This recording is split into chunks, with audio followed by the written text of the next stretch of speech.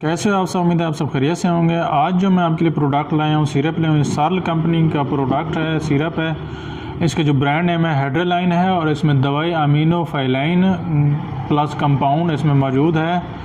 ये एक मशहूर खांसी की और सांस की तकलीफ़ के लिए इस्तेमाल की जाती है दवाई है, जो ख़ास तौर पर बलगम वाली खांसी और दमा की अलामात की में मुफीद है। इस्तेमाल की बात की जाए मज़ीद तो फेफड़ों की नाली खोलकर सांस लेने में आसानी पैदा करती है, बगलम पतला करके खांसी में सुकून देती है, गले और फेफड़ों को फ़ायदा देती है, सीने के खिंचाव या दमा में मददगार साबित होती है।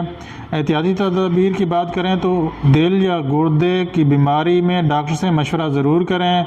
ज़्यादा इस्तेमाल या तवील अरसा इस्तेमाल से चक्कर, बेचैनी या दिल की धड़कन तेज़ हो सकती है, नींद पर असर रखती है। गाड़ी ना चलाएं।